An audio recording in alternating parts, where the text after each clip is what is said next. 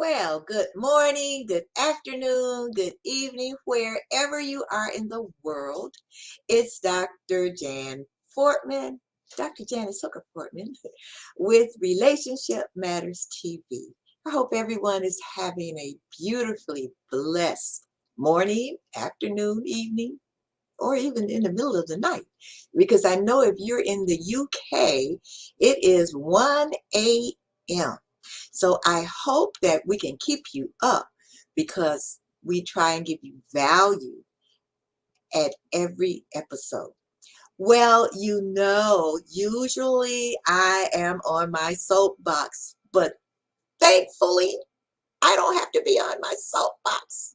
And that was my pandemic soapbox.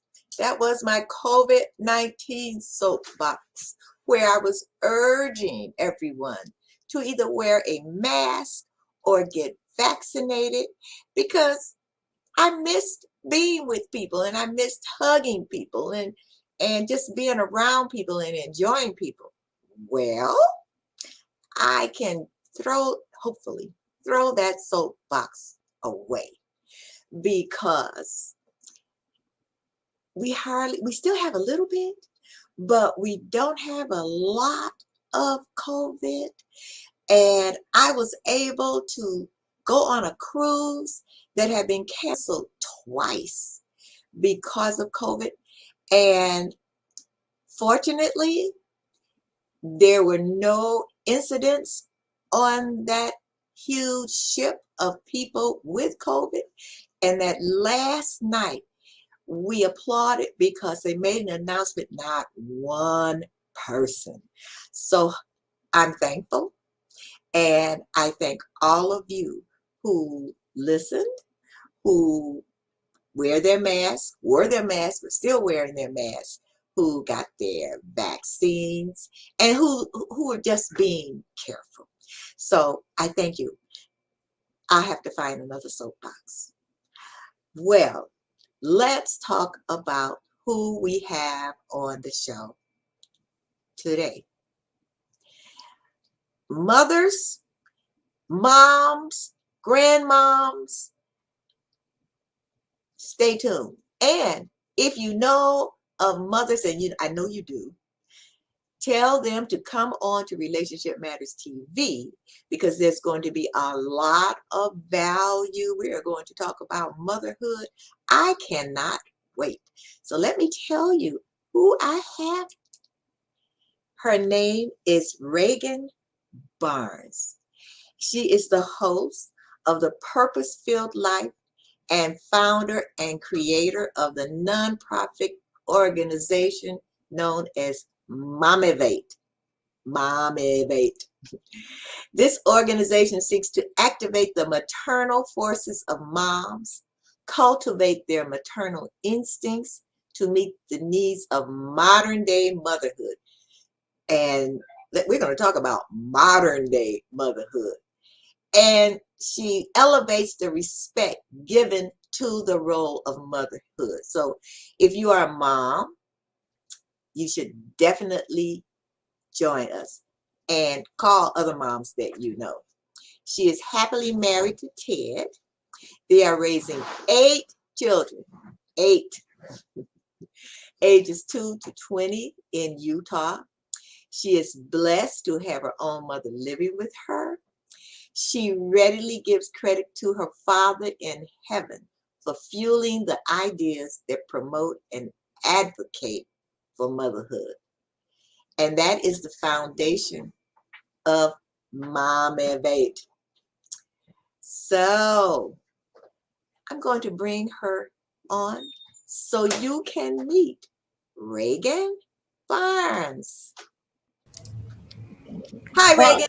hello. Thank you so much for this opportunity. I am excited to be here and try to match my smile with yours. You just have a Oh, great smile.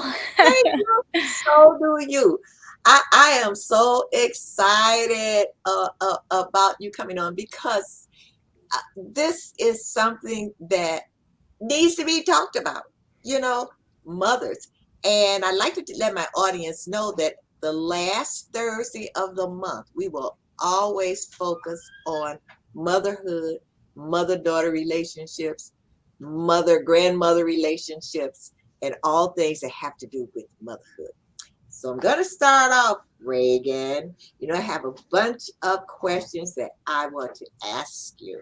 Oh, please. Yes, let's go ahead and dig right in.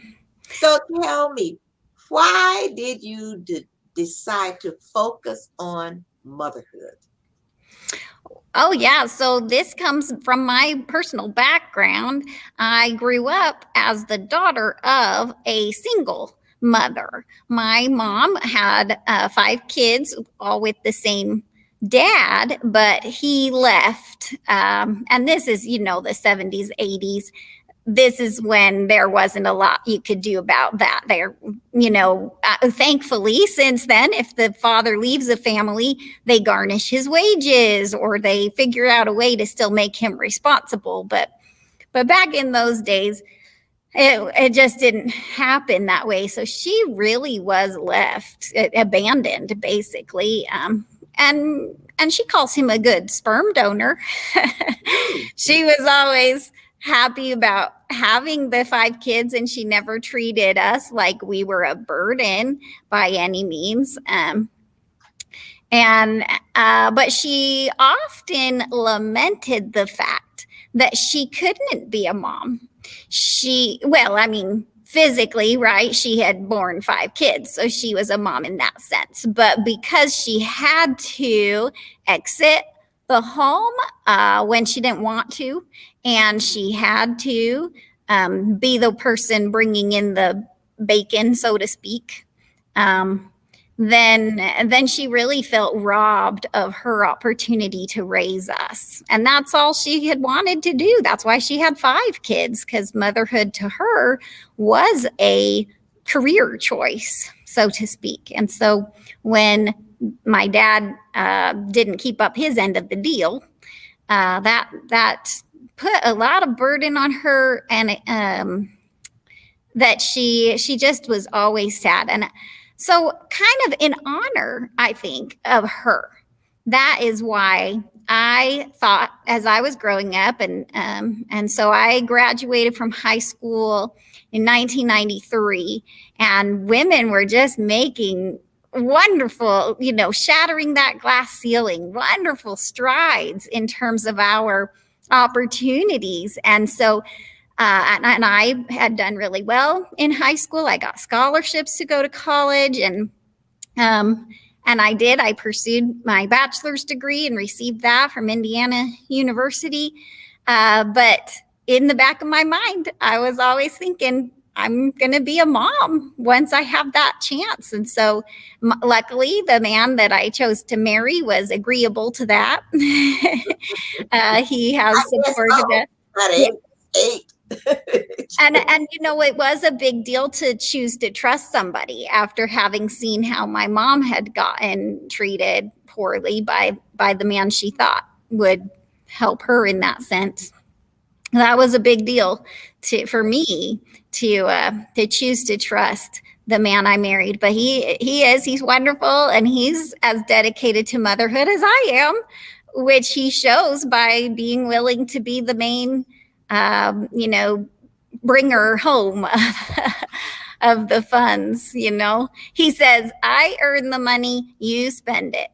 So that's really nice that we have that partnership, right? I like but I'm well aware that is not the luxury that many women have. We're getting to a point economically where it's really difficult for a young woman to not have to work. We're almost where she doesn't even have the option of being home with her kids. And especially if for whatever reason she's a single mom, then that makes it, like I said, that's the background I come from. So I know that makes it really, really difficult. So having had that background and wanting to kind of live the life my mom didn't get to live, and she was always sad about that, I entered into motherhood, but really with my blindness. Since my mom hadn't had the chance to be a mom, then I didn't know what motherhood really looked like.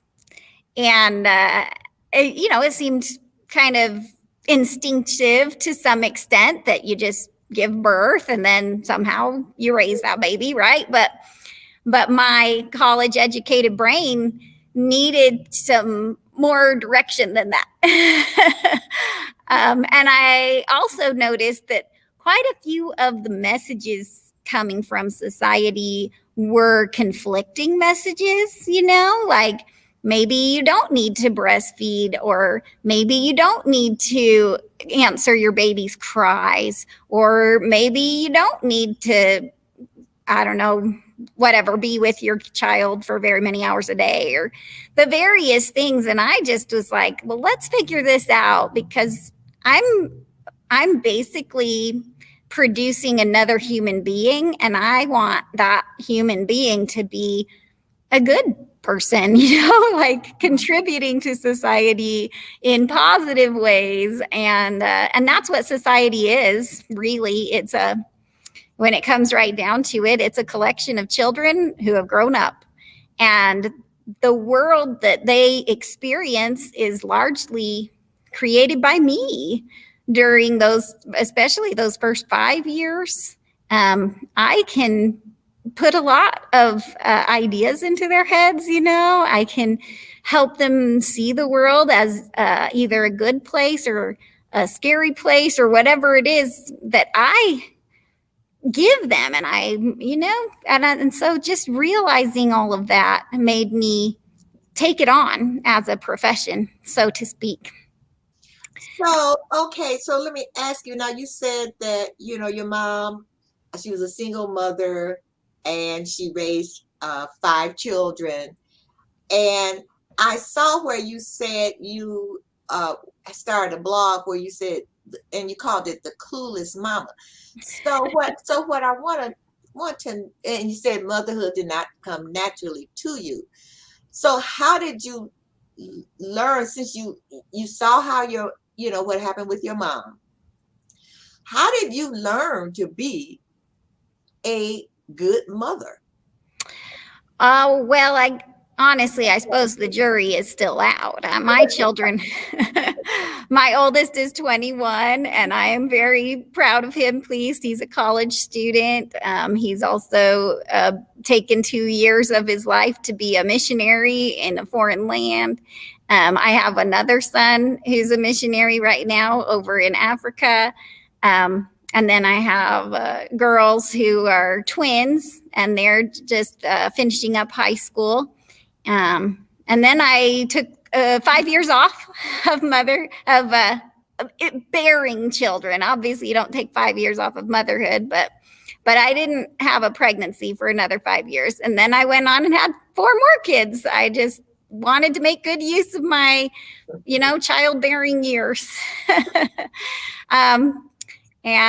So in any case, you never really know, am I being a good mom? Am I choosing out of all of those experts who are saying all of those things, and all of the ways that people can be judgmental and can, you might feel like, okay, I'm breastfeeding in my case, I chose to breastfeed for a couple of years for each of my kids, Really? but that was not always looked on with, proper judgment. People were negatively judgmental, right? So in some cases, using that word good mom is really hard, because you just hope for the best, and let's call it a successful mother. Yeah, that's a good word. And I do think that it does have to be something that you personally accept as a part of your own self-worth. Like, there are, mirror neurons. And so if you are feeling confident and successful, I think that helps your children feel that too. And hopefully be able to move forward in their own lives with that same sense of self-worth and self-confidence. And so, anyway, my youngest child is still just 3. So Wow. I'm still in the midst of all of this motherhood stuff, and I'm not out there trying to convince every mom to be like me. That's an important part. That's one reason I chose to create Momivate as a nonprofit, because a nonprofit really can't be just about one person. It has to be a teamwork effort. And I think all of motherhood needs to be more of a team effort. We've created these there's a term that we use for women who are dedicated to motherhood solely, and we use this term that says stay at home mom. And I just feel like that's a subliminal message coming through that we have to be careful about. That we're telling moms to go be isolated and just stay at home, and that there's not, we women are social creatures. And inside the walls of our own home, generally speaking, there aren't a lot of other adults. In my case, my mom lives with me. So I do get to have her. If I were to choose to be a stay at home mom, I would have her as a social person. But I just really steer away from that term. I call myself a full time mom, and that might get across a different connotation, right? Than stay at Right. home mom. Right. Now, I never looked at stay-at-home moms as the way you described it. I thought that was, some women choose to do that, you know. In other words, I just saw it as stay-at-home mom, meaning that you don't work. I mean, you Right. don't work outside of the home. Right. But, And in these days, that's getting to be less and less of an option. Again, I mean, the house rental rates or mortgage rates, things like that, are just getting to where women who, even if they, in their heart of hearts, would love to quote unquote stay at home, they're having to put their children in daycare, and it's really hard for yeah, them. And so we really like the idea of staying full time mom, because that still encompasses those women. We like the idea of remote work. We feel like that might be one of the pandemic opportunities that we can focus on, that came good out of the pandemic, right? One of those repercussions that's actually a blessing in disguise. And so, yeah, we feel like rather than using that, and I agree with you, I think for the most part, society hears the term stay at home mom and they just kind of categorize that the way that most people do, like you said. right. But Yeah, I'm so concerned about the isolation that subliminally sends on a subconscious level, that says, don't reach out for help because you have to stay at home, and don't go find friends because you have to stay at home. Like there's just things there that are really kind of negative connotations, and it makes it seem like if a woman does need to work, that she might not be as dedicated. And so that's a difficult yeah, concept, and we want to help moms be dedicated no matter what their working situation is. right. Because really and truly, women can stay at home and still be neglectful, right? Like that can Very happen. true. Yeah, very true. So Very it's true. not necessarily your location as a mom that is going to uh, determine successfulness or not, but I think it's more your attitude, very much your attitude, and an acknowledgement and an acceptance of the challenges of motherhood, which are going to look different for every mom. In my mom's case, the challenge was that she couldn't be a full Right, time mom, right. you know? But for some women, the challenge is that they are full time moms and they feel like they're going crazy. you know? So let me ask you a question. Do you think that there should be classes for uh, uh, maybe high school girls or college girls on how to be a successful mother? Because I know we don't have that It's Right. like you hope that you can be a successful mom. And some of us have a mother who we can emulate. Some of us don't. Right. And so, what do you think? Well, I think that what has to happen is inside the woman's heart. She has to want those classes. And then if she can realize that they are available and she that then that's the ideal.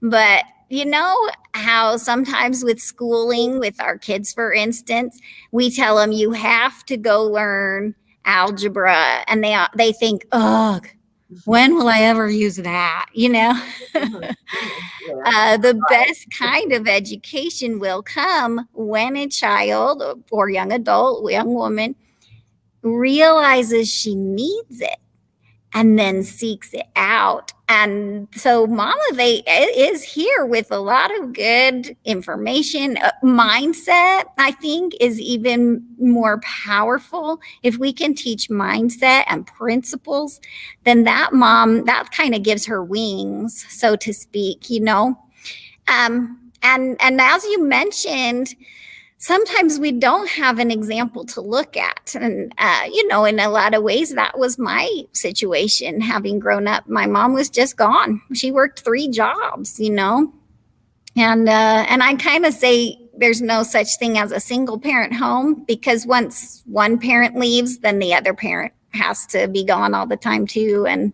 that's just a difficult hand to deal to our next generation. They need their parents and they need their parents to be a good team, whether it's the way that, for instance, my husband and I have it set up where he earns the money and I spend it or whatever.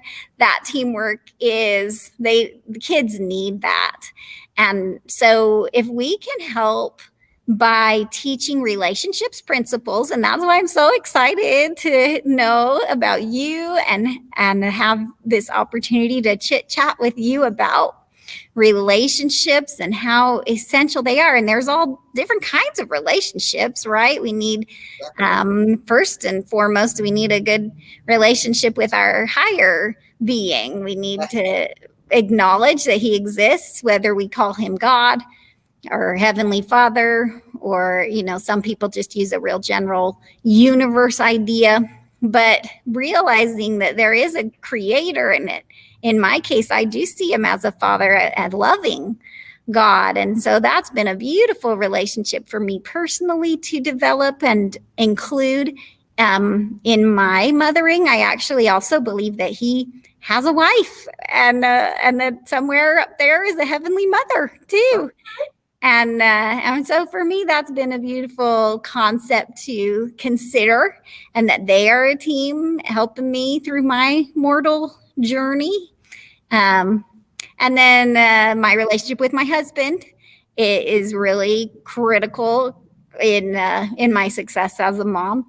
Um, Not just because of the monetary part. That's a beautiful thing. I'm really Yes, grateful when but he's there. Uh, yeah, yeah. So, when his but he is kind of my yin to my yang or whatever. Like, he provides a different perspective for our kids. He provides a different form of discipline than I do, and that helps our children actually to realize that there are different ways of viewing things, different ways of accomplishing something, of getting to a goal. That actually has been really helpful to our kids to be exposed to those different ideas, from my husband's perspective, because that's another adult that they can trust, another adult that they can kind of gauge their goals and ideas with. And he gives them that perspective that I don't necessarily have, just because I'm a different person too. So, right, I agree that it's, you, kids need mother and father because there are two different perspectives. But you touched on something just a little earlier, and I wanted to go into what you call Christ-like parenting. oh, yeah. I Tell us really about Yeah. I read a book called that. It was written by a behavior therapist, and it was just very uplifting. I am a Christian. And so to look at Jesus Christ as a model was exciting to me because, biblically, we don't see him as a parent. We see his mortal life here as described in the New Testament, but we don't. It was a way in that book. What they did was they took those biblical stories that we're familiar with and they related it to parenthood. And that was just exciting for me personally to look at his legacy of love. Christ was just a bomb of love. Like, I don't even know how to describe it, but everywhere he went, that was his goal, was for people to feel his love. And I really hung on to that as a mom. I feel like I grew up a little bit love impaired, having been abandoned by my father. I mean, he was my father. He was supposed to take care of me, and he didn't. And in some ways that kind of rubbed off on me wrong, to where I had a lot of selfish concerns. Like, I was kind of out to take care of myself and not be worried about other people. And so when this concept of Christ-like parenting taught me to think differently and not necessarily make it about myself, but to be seeking ways to bless the lives of others, and particularly my children in this case of parenting. But I just really appreciated that. So thank you for giving me that chance to talk about that. Of course. So now I have to take a couple of breaks, and we will be right back because I have some other questions. I really want to know all about what your nonprofit does. Oh, great. So we'll go into that then. Okay. So we'll be right back. Don't go anywhere. All righty.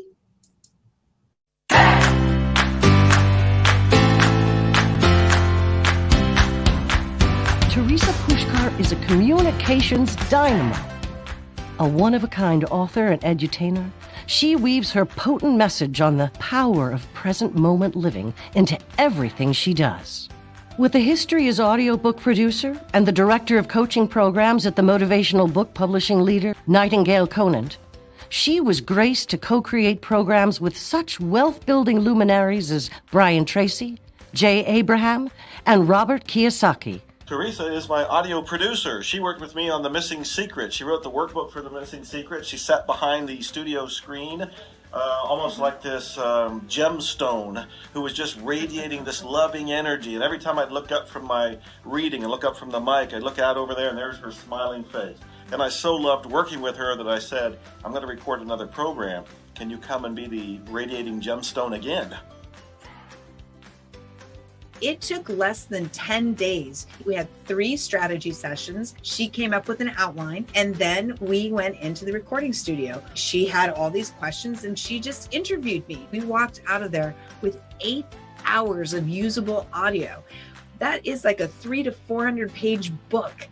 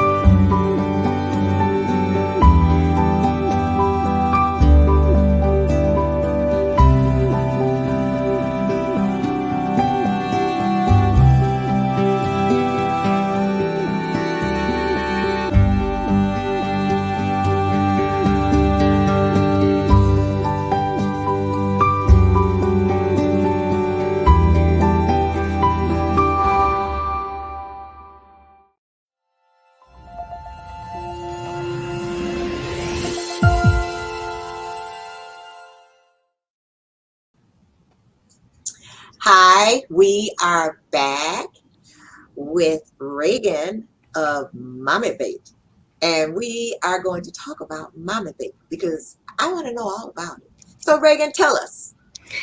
Well, so Momivate is a play on the word motivate, but we put that M in the middle to indicate that we serve moms. We purposely made it a nonprofit because moms, you already give so much. You give your time, you give your sanity, you give birth. You don't need to give your money also. And our goal is to provide for you uh, 4 different areas of services, and they end in vate also. So we want to activate moms. We believe that moms are a powerful force designed to move society into the next generation. So we want to activate moms. We want to cultivate maternal instincts as though they're like seeds in our souls, right? Instincts really are just the beginning of something, and cultivating is that next vate word. If we can cultivate those seeds into flower power, right? And help moms feel confident beyond the instinctive stage, but to learn the best possible outcome oriented, results based parenting skills. And so that's activate and cultivate. Then we want to innovate. We notice that motherhood has not evolved alongside. In fact, according to some sources, they would say motherhood is obsolete. Well, we are a very forward looking organization. We don't have any desire to go back to the 1950s, while at the same time, we know that our children need us. So we cannot abandon our children pursuing other less long lasting goals. We need to, if we're going to choose to have children, let's be dedicated to them, but let's innovate and let's solve the problems that are facing mothers. And in some cases, it's keeping women from wanting to be mothers. They look at motherhood and they get a really bad feeling about it because of some of the cultural things we've been doing that make motherhood just too challenging. And so they choose not to be moms. But we believe that we can constructively and conscientiously innovate to solve some of those challenges and move forward with motherhood and help motherhood evolve right alongside the rest of society. So that is our word, innovate. And then we've got the word elevate. And that is just like it sounds. We just want to upgrade the respect that is given to the role of motherhood. Like I said, for some people, they think motherhood's just old fashioned and we just need to leave it in the dust like we have for the profession of lamplighter or switchboard operator, right? Those are just professions of the past. And we actually say, no, motherhood is just as relevant as it ever has been, perhaps even more so. We need to put a lot of effort into getting our children that strong, basic foundation of love. And so we want other people to recognize that. So we want to elevate the respect given to mothers by the rest of society. And in one place that plays out is in the workforce. People who are looking at hiring women who have stepped away from the workforce in order to raise their kids, they don't look very kindly on that. There is a lot of negativity towards that. And what we want to help change is that paradigm. that misunderstanding that those women have just kind of been staying at home, sitting around watching TV or something. No, when those women are deliberate and intentional mothers, they're actually building this cadre of phenomenal skills that are going to be valuable to any employer. And so that is something we plan to do, is advocate among employers and help them see what mothers are doing besides just raising the next generation of employees. They are themselves becoming wonderful employees with, we call this the RAISE acronym, RAISE, RAISE.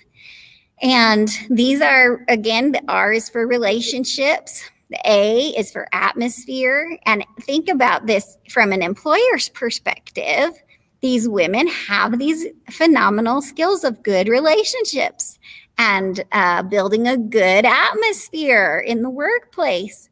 The I is for income and outgo. So these are women who have put a lot of effort into figuring out finances.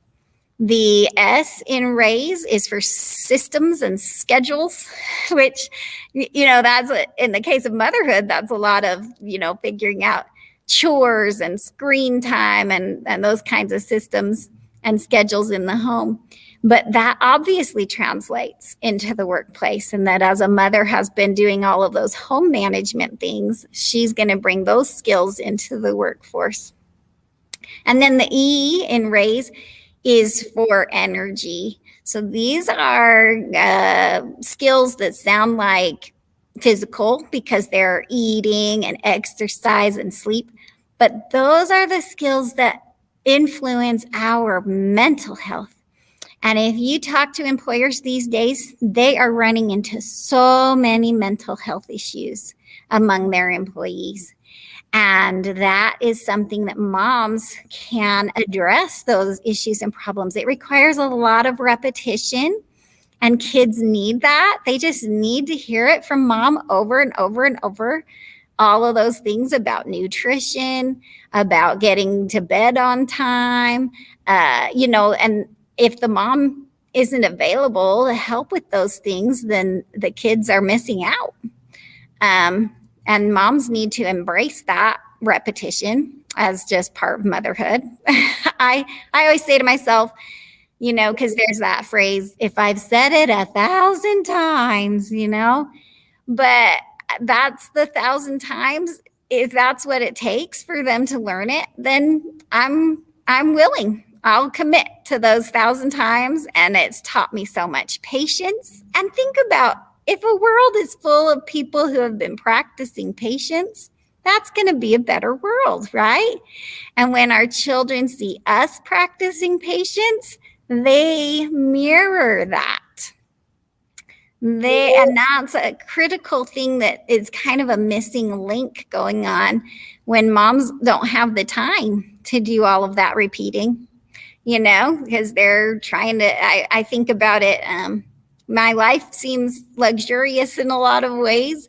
Part of it is because I don't have the stress of a schedule of having to get up and get out the door and get the kid to the daycare and, get to work at a certain time. I don't have that particular stress. Now, of course, my kids are in school, so we do have to make sure we're up and ready for school. But I think that feels different to kids than having to get up and go because mom has to be somewhere. Does that make sense? Yes, it does make sense. And I'm thinking about you because you're blessed to have your husband there and your mother there. Yes. But there's so many women who don't.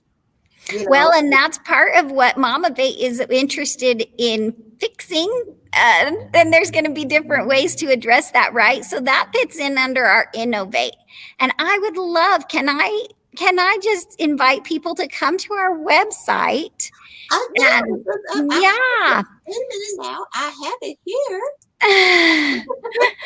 Our website, we want to give away a 34-page packet that has these ideas. 34 pages, that is a considerable number of ideas, right? Of how to get out of your house or give another mom the opportunity. And that's the beautiful thing, is it's this teamwork concept. We call it mom pods, and it's one of our ways to innovate, to really bring motherhood into the 21st century. And it's designed for you. Again, that's 34 pages. We've got worksheets in there of how to work this out with another mom. We have sample kind of like illustrations of what the mom pod can look like and what the purpose of it can be.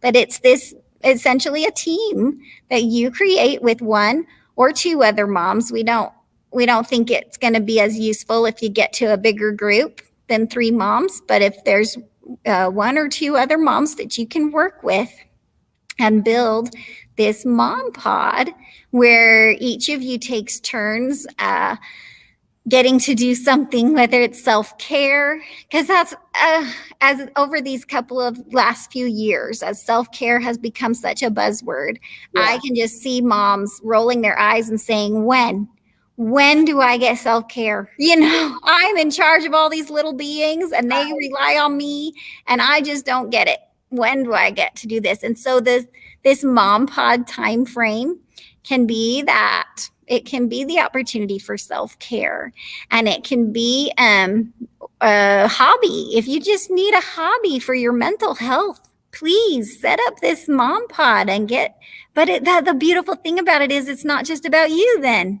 You then take a turn being the focus, the mom in charge of the kids. And you do this all in the same household. So you're also getting to chit chat with each other because moms need that socialness, But when the kids need something, then you're the first responder, so to speak. That's what we call it. And the other mom gets to focus on what she wants to focus on. And it might even be a part-time job.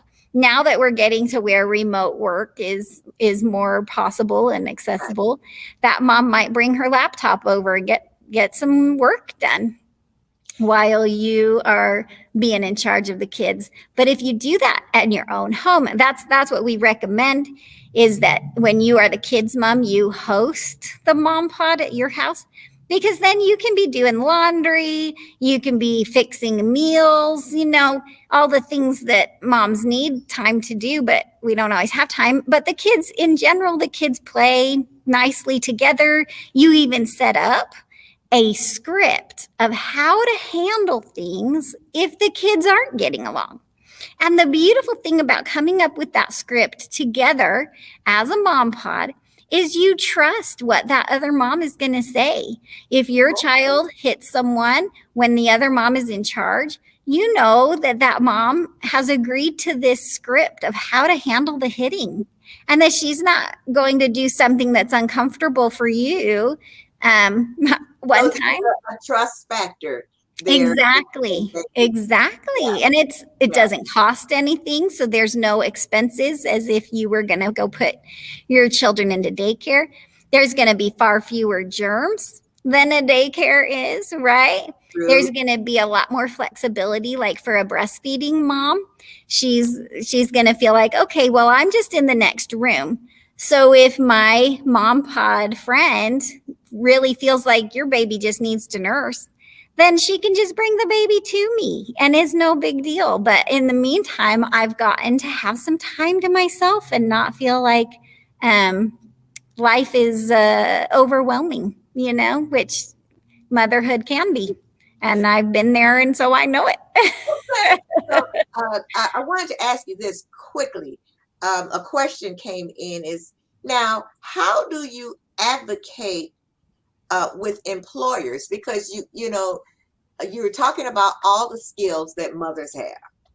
And let's say, do you have a program or something where you go into organizations or the workforce so that employers know that hiring a mother is not a negative thing, because most of the time you think of it, well, do you have a babysitter? Is there going to be an issue with you taking off when your child is sick or when you don't have a babysitter? So they look at the negative part of it. But what about like all the skills? Is there a program or anything that you do with employers to advocate for mothers? Well, just being that we are so new, we Okay. are mostly in the idea stage that way. But one Well, way we have, one way that we have actually moved forward in that sense is to attend career fairs. And we like the idea of this. We've done it. We've attended a couple of career fairs at colleges, and that serves us two purposes. It brings it back into the forefront of people's minds, both the young women and the young men, that motherhood is a viable career choice. Now, if the young women buy into that, then that's great, because they might not have ever heard that concept before. This generation that's growing up right now might not even be aware that some moms are full-time moms, and the young men need to be aware of that, because they could give that gift to their children of, I will be the breadwinner so that you children can have a mom full-time. And what a beautiful gift for a man to be willing to give. So anyways, that's one of the reasons we show up at career fairs. But the other reason is we can walk around to the other booths and we can have conversations with those hiring and recruiting people. And we can put that bug in their ear. Look, motherhood is critical to society. And we need to be very supportive of mothers. We need to acknowledge that even if that mother is employed by you, her children need to be her highest priority, and you need to support her in that. If she does call in sick, you don't reprimand, you don't give her any trouble about that. You in fact, you go ahead and say, wonderful, I'm so sorry your child is sick, right? But you go be with that baby. That baby needs you when that baby is sick. And that's going to be one of the most powerful changes that an employer can make, is acknowledging the reality of motherhood, and yet that mothers are very valuable employees for lots of reasons. Yeah. And to give moms that flexibility and feel like partners in that, instead of feeling like this is creating a wedge between the employer and the employee. Instead, employers grab this new concept that you can give moms that. I heard of one company, this is phenomenal. They grant mothers unlimited, unpaid time off. Really? So it's okay that it's unpaid because she's not able to be there. But she knows her job is not at risk because it's unlimited. So if she's already going to bear the brunt of not getting paid for that time off, right? So she's not going to take too much of that time, but she's not worried about getting to like some kind of cap or some kind of arbitrary limit. Right. And I just really felt like wonderful for that company to have that kind of family-friendly policy. And of course, it needs to be unlimited, unpaid. Like that makes sense economically. Yes. Right. And they can offer some paid time off just out of niceness. But if they're going to go to the unlimited, then the other side of the coin needs to be that it's unpaid. But that mom can take it without any concern of any negative repercussions. There won't be any kind of punishment or possibility of losing her job. That's great. And again, this concept of the remote work is phenomenal. Right. That company is a company that I'm sure a lot of women would seek. Now, before we go, because we only have a few minutes, on your Momivate, now you have something called the Wall of Honor. Tell us about that. Well, we just feel like all moms are worthy of honor. And so anybody can go on there and nominate a fellow mom. They could even nominate themselves if they wanted to. Well, we call it mominate. But that is where we just want to say thank you to moms. And we feel like, they are, in a lot of ways, they're sacrificing. And that word is not a happy word in today's society, right? So we want to honor that sacrifice and acknowledge that really the point of sacrificing something is because you believe you're going to get something better in the long run. It's more of an investment is really what it is. So when you invest money, you don't have that money available to go and spend, and you realize that. And so the investment of the 5 or 10 years that a mother puts into the real intensive parts of mothering, she can't do two things at the same time with her time. So that is an investment rather than a sacrifice, but it has payoffs, and it has payoffs for all of society, not just, and including ourselves. A phenomenal, wonderful thing about motherhood is that you might think you're doing it for the sake of your kids, but it impacts you. And you personally benefit so much from these attitudes and the mindset. Like I mentioned, that's a big part of Momivate, is that mindset of going into motherhood, and how when you surrender is when you actually gain the victory. It's a very... If I wasn't a mother, I want to be one after talking with you. Because I think it's great. I mean, it's really, really great that you are focusing on motherhood. I wanted you on my show because actually, you're the first person that I've talked to that really, really keyed in on, the joys, so to speak, and the challenges of being a successful mom. So now, if people want to get in contact with you, they can go to chairmom@momivate.org. Yeah, that's my email address. So yes, I'm happy for them to email directly to me. So that you do have to notice the wordplay there. I am the chair mom. I even say I'm the chair mom of the motherboard. So we really like wordplay at Momivate. We had a quick comment right before we were leaving. But Sandy Barney Ennis said, I would have loved that. And I know she's talking about, working, and most times women are afraid of taking off for the fear of losing their jobs. And that's exactly, Sandy, you are exactly right. So Regan, we are just about out of time. I want to thank you so much for being a guest on my show. I thank you. And I want to tell people quickly that Regan is on the Win Win Women TV network. Every Saturday at 3 p.m. Pacific time. Every Saturday, 3 p.m. Pacific. And you want to hear some more, get some more value about all things motherhood, you've got to go to Win Win Women TV, find Momivate, and you'll get a lot of value from her show. So thank you so much, Regan. I really appreciate it. You have to come back. And you know what I'm going to tell these young girls? Look, you need to tune into this, watch this episode, but then you also need to go to Win Win Women TV, especially you young ladies who are like, I don't know if I want a kid. I don't know if I want to be a mom. But yeah. So thank you so much, Regan. Thank you. What a pleasure it's been.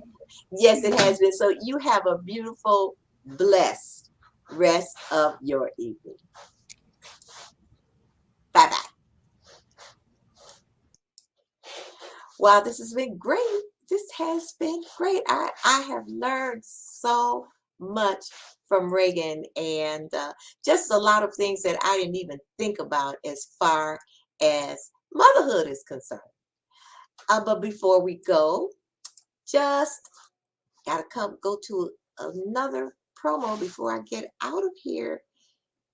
Here we go.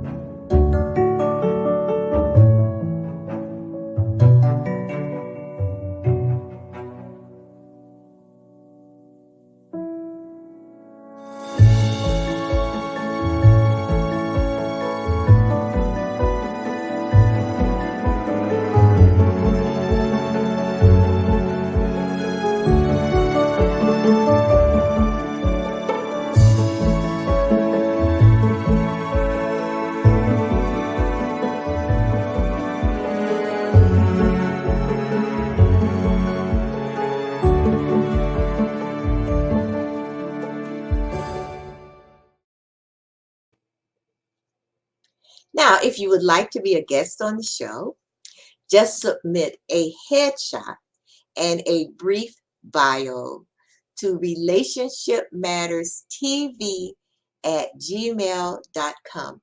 We would love to have you as a guest on our show. And if you would like to advertise on the show and increase your visibility and your bottom line, then contact us at Jan for now. Put it on here. There it is. Contact us at relationshipmatterstv@gmail.com. Next Thursday, we have a masseuse on. And she has, I don't know what to call her hands, magic hands, but she's going to talk to us about why we should always try and get a massage, how relaxing it is, and how it's just good for our bodies, for our mental health, for our spiritual health, and for our physical health. So I'd like to see all of you back here again next Thursday, Relationship Matters TV, 7 p.m. Central Standard Time.